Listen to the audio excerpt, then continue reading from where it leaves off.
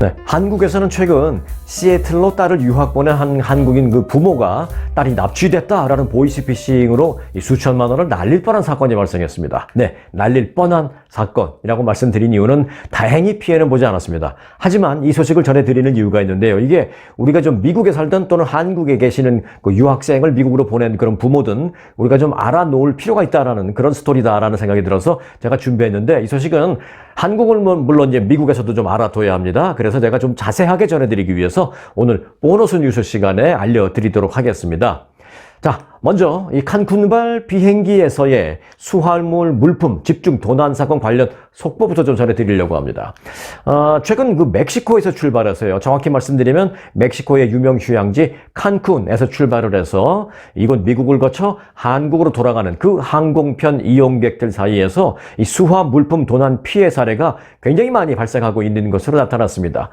그 경로를 보시면 알죠? 칸쿤에서 미국, 미국에서 한국. 그 얘기는 뭐냐?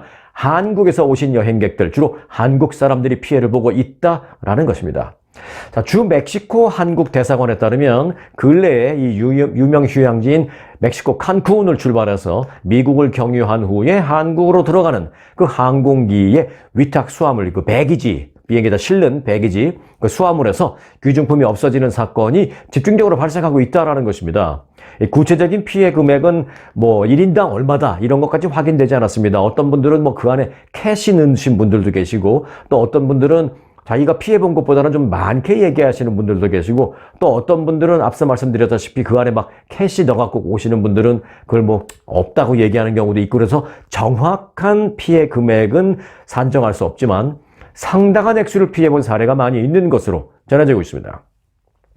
위탁 수화물 내 그 귀중품의 경우에는요, 그런데 알아두셔야 될 게 대체로 이 항공사의 보험 처리 한도를 넘어서는 피해가 거의 대부분입니다. 항공사의 보험 처리 액수가 사실은 생각보다 많지 않기 때문입니다.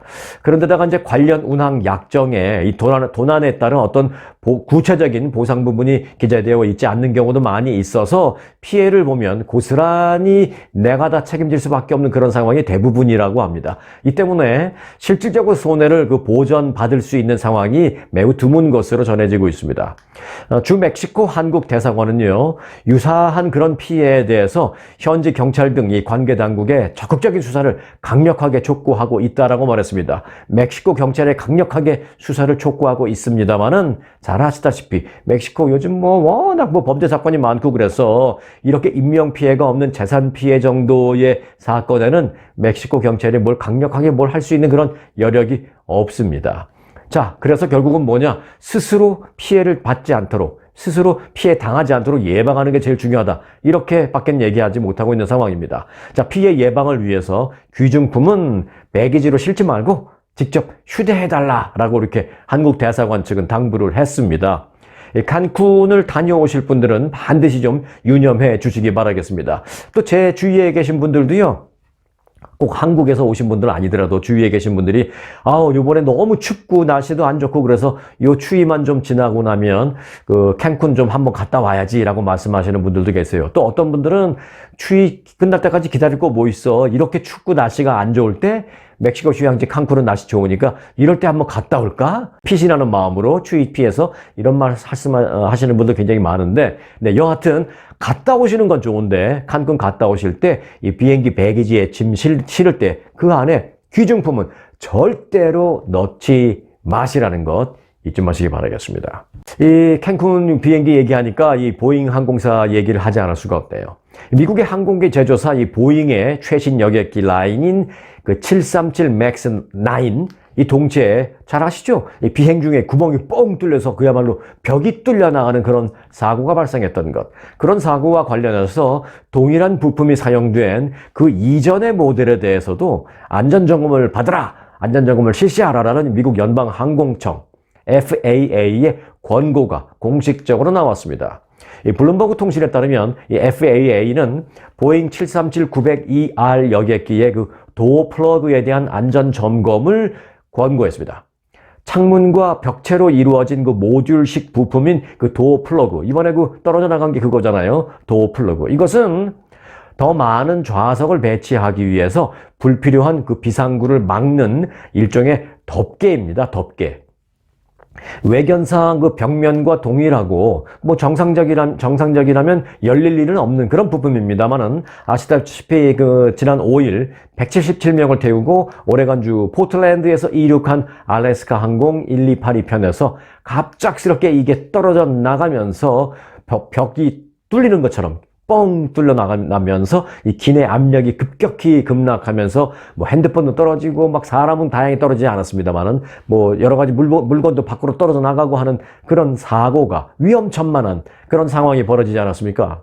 연방항공청 FAA는 이 사고가 발생한 보잉 737 맥스 9이라는 모델은 물론이지만 그 이전 모델인 보잉 737-902R 이라는 모델도 동일한 타입의 도어 플러그를 사용했기 때문에 점검을 공식적으로 권고한다라면서 이번 조치, 강제 점검 조치를 명령을 내렸습니다. 이번 조치로 인해서 안전 수준을 좀 높여줄 수 있으면 더욱 바랄 것이 없겠습니다. 자, 구체적으로는요, 보잉 737-902R 이라는 모델의 그 여객기 운용사들에게 도어 플러그가 적절히 고정되어 있는지 확인하기 위한 검사를 권고했습니다. 일부 737-902R 그 운용사들이 이러한 검사 과정에서 그런데 문제를 보고한 바가 있습니다. 무슨 문제냐? 볼트와 관련된 문제인데요. 볼트가 느슨하게 조여져 있다라는 문제가 사실 최근에 여기저기서 보고가 되었습니다. 그래서 갑자기 이런 부분에 대해서 검사를 해라라고 이제 연방항공청이 강제 검사 권고를 내린 것입니다. 자, 보잉 측 자료에 따르면 현재까지 전 세계 항공사 등에 인도되어 있는 이번에 문제가 되곤 있는 이번에 그 검사를 받으라라고 하는 737-902R이라는 모델은 모두 전 세계에 505대가 지금 있습니다. 이 비행기를 운영하고 있는 주요 항공사는 일단 미국의 경우에는 유나이티드 항공과 알래스카 항공 그리고 델타 항공 등입니다. 그리고 해외에는 인도네시아 라이언 에어가 있고요. 그리고 대한민국의 대한항공도 이 모델을 현재 운용하고 있는 것으로 알려졌습니다. 대한항공도 그래서 긴급히 이 부분에 대한 검사를 실시해야 할 것으로 보이고 있습니다. 네, 11월 5일 미국의 대통령 선거가 있는 날이잖아요. 이 대통령 선거에 공화당 주자로 나갈 공화당 후보를 뽑는 경선의 분수령이 될 뉴햄프셔주 프라이머리가 오늘 진행되고 있습니다.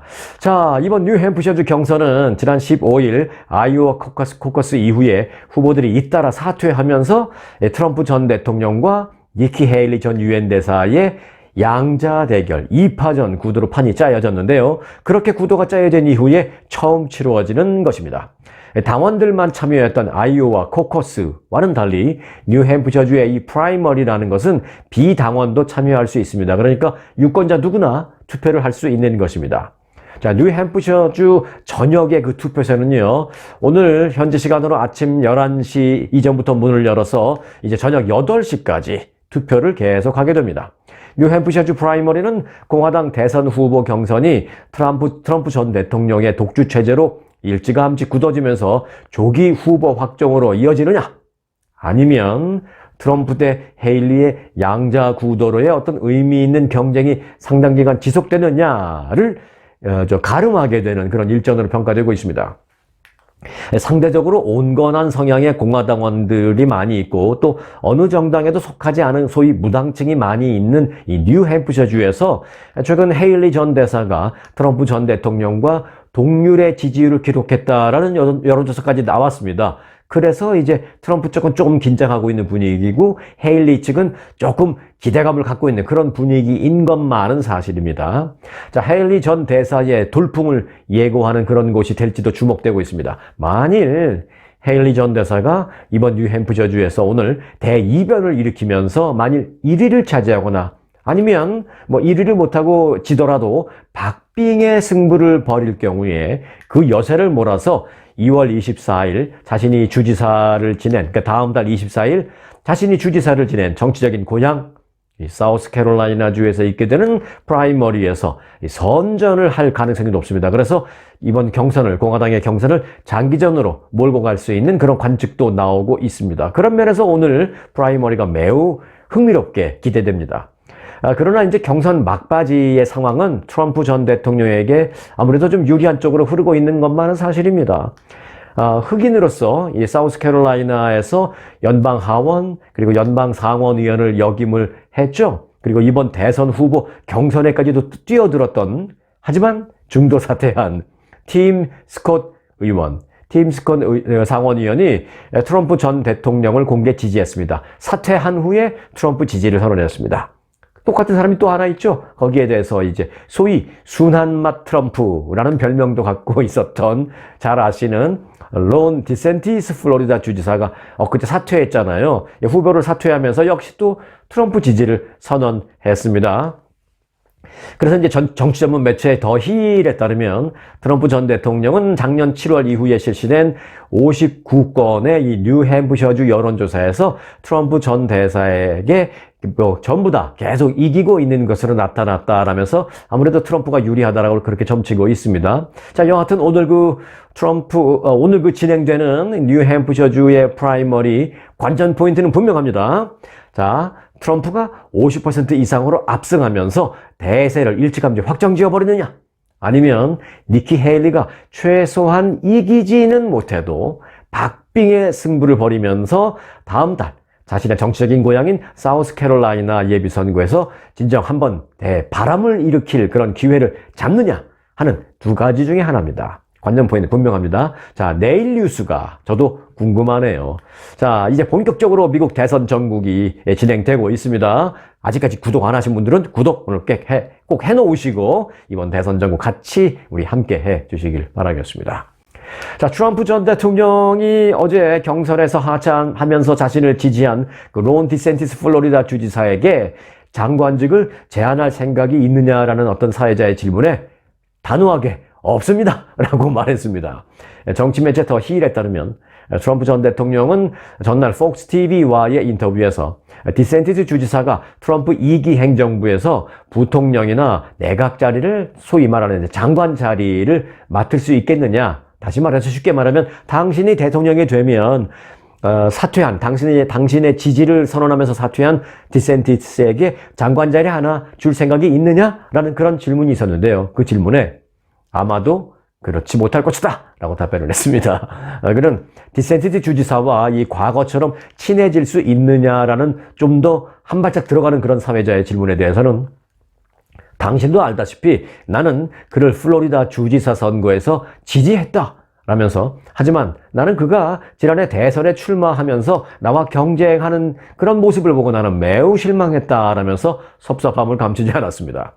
트럼프 전 대통령의 이런 면을 비판적으로 보는 그 정치학자들은요, 정치인으로서 지나치게 뒤끝 장렬이다 라고 평가하고 있기도 합니다. 하지만 또 일각에서는 겉다르고 속다른 것보다는 낫지 않느냐라는 그런 평가도 있습니다. 물론 그의 열렬한 지지자들은 그의 이런 면을 좋아하는 것이기도 합니다. 자, 트럼프의 뒤끝과 아니면은 이렇게 겉다르고 속다르지 않은 그런 모습, 호불호가 있습니다만은 이 호불호도 이제 오늘 있게 되는 뉴햄프셔주의 그 프라이머리 결과를 보면 호불호도 또 갈릴 수가 있습니다. 그래서 제가 내일 뉴스가 아주 기대된다라고 말씀드리는 것입니다. 내일 뉴스 같이 기다려 주시고요. 자, 미국 전역에서 일주일 넘게 위세를 떨쳤던 그 북극 한파, 이 때문에 지금도 많이 추우시죠? 하지만 어제 그제보다는 조금 나으시죠, 오늘은. 오늘 정도까지는 좀 추울 수 있습니다만, 이제 북극 한파는 상당히 많이 물러갔습니다. 그런데요, 그렇게 추위의 기세가 꺾였지만, 추위 대신에 지금 폭우가 오고 있습니다. 곳곳에 폭우가 내리기 시작하는 등 이 기후 위협이 지금도 계속되고 있습니다. 기상청에 따르면 캐나다에서 북극 기단이 더는 미국 남쪽으로 내려오지 않게 되면서 미 전역에 걸쳐서 기온이 큰 폭으로 오르고는 있습니다. 기상청은 동부 해안 일부에서부터 추위가 풀리면서 내일부터는 평년 정상 범위로 기온이 오를 것으로 관측을 했습니다.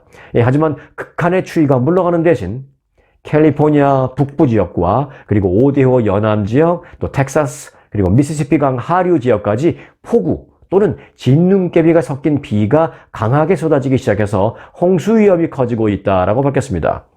특히 이제 위험한 곳은 미국 남부 지역입니다. 거대한 북극 고기압이 동부 쪽으로 빠져나가면서 멕시코만에서 남부 평원 쪽으로 긴 띠 형태의 뜨거운 습기가 유입이 되고 있기 때문입니다. 이에 따라서 텍사스 남부 전역에 어제부터 이제 폭우가 쏟아지기 시작했습니다. 추운 공기가 아직 남아있는 오클라호마와 캔자스, 아칸소, 미주리 등의 이 북부 지역에는 진눈깨비가 지금 내리고 있습니다. 이런 진눈깨비는 기온이 오르면서 많은 양의 비로 바뀌어서 내리고 있는, 폭우로 내리고 있는 그런 상황인 것으로 관측되고 있습니다. 멕시코만의 습한 공기는요, 중서부를 가로질러서 오데오 남부 지역에 도달했습니다. 그리고 캘리포니아 북쪽 지역에는요, 소위 북가주 지역에는 태평양에서 발달한 전선이 영향을 미치면서 며칠간 순간적인 폭우가 이어질 것으로 관측됐습니다. 폭우가 내렸다 그쳤다, 이게 이제 반복되고 있습니다.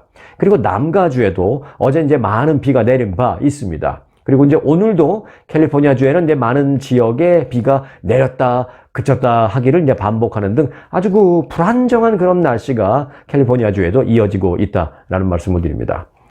시에라 네바다 산맥에는 많은 또 눈이 예보되었습니다.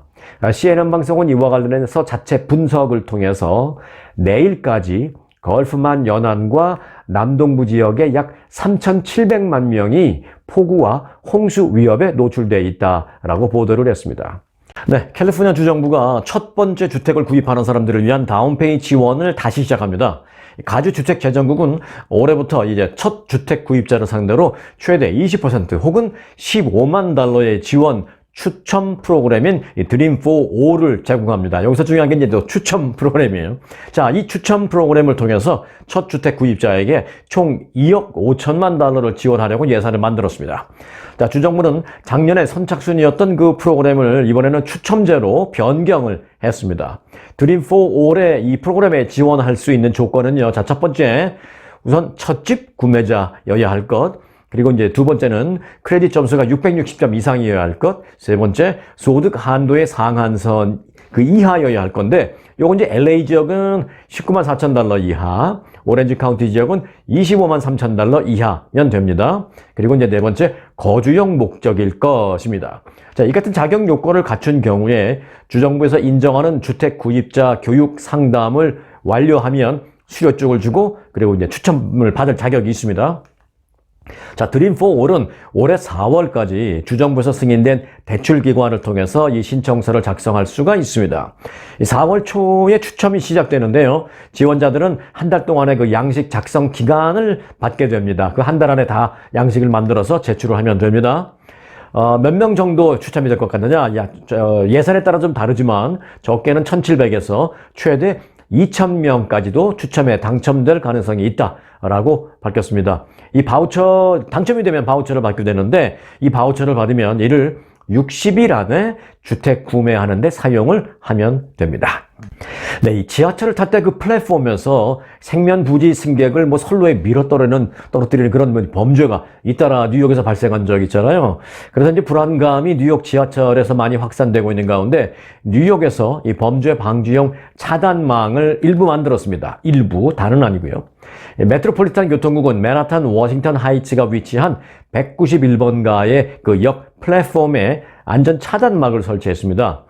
철제로 제작된 이 차단막은 한국 지하철의 그 스크린 도어와는 달리 플랫폼 전체를 차단하는 그런 구조는 아닙니다. 한국은 그렇게 완전히 다 완벽하게 차단했잖아요. 그리고 이제 지하철이 도착하면 문만 탁 일부 열리죠.